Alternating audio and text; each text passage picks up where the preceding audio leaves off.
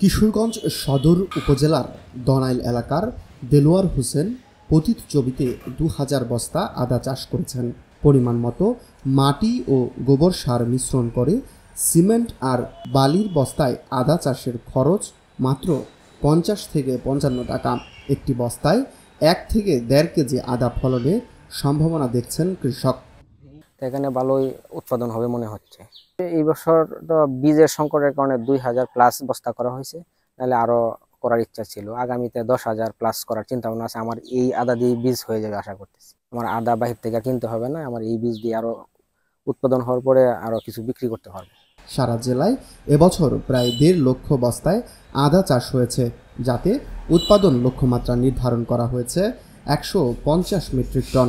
অনাবাদি পতিত জমিতেও চাষ করা যায় এই পদ্ধতিতে। বর্ষায় পানি জমে গেলেও পচন সহ রোগবালাইয়ের সম্ভাবনা থাকে না। আদাটা খতম স্যার, এই যে জমিটা আদাটা কত লোক হয়েছে ২০০-৩০০ টাকা কেজি আদা কিনে এনে খাই। নিজের হইলো আমি খেতে হচ্ছে, আমি বিক্রিও করলাম, নিজে চললাম, আরো ১০ জন চললো। ফচ্চা জায়গা বর্ষাত করলে এটা ভালো হয়, বুঝলেন? খুব সুন্দর আদা হয়েছে।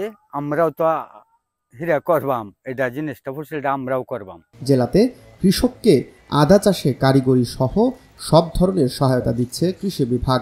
বস্তায় আদা চাষের রোগ বালাই নেই বললেই চলে।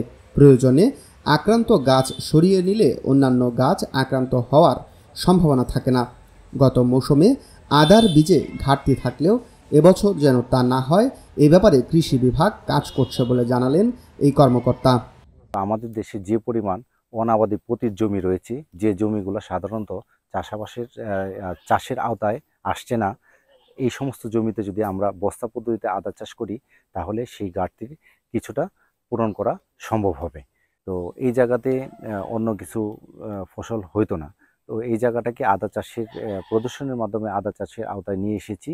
তো এটা দেখে অত্র এলাকার কৃষক যারা আছে তারা আগ্রহী হচ্ছে এবং আমার কাছে ইচ্ছা পোষণ করেছে যে আগামী বছর তারা বাড়ির আঙিনায়, বাড়ির আশেপাশে পুকুর পাড়ে তারা আদা চাষ করবে।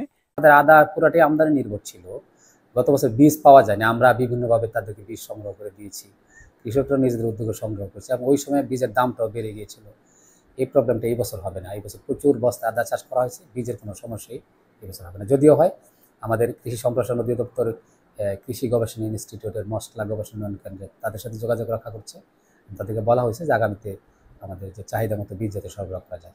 বাংলাদেশে প্রতি বছর প্রায় ২৫০০ মেট্রিক টন আদার চাহিদা রয়েছে, যার বিপরীতে মাত্র ৫০,০০০ মেট্রিক টন আদা উৎপাদনের সক্ষমতা রয়েছে দেশের। বাকি আদা বিদেশ থেকে আমদানি করতে হয়। বস্তায় আদা চাষে গুরুত্ব দিলে আমদানি নির্ভরতা কমবে বলে মনে করছেন সংশ্লিষ্টরা। ঢাকা মেইল, কিশোরগঞ্জ।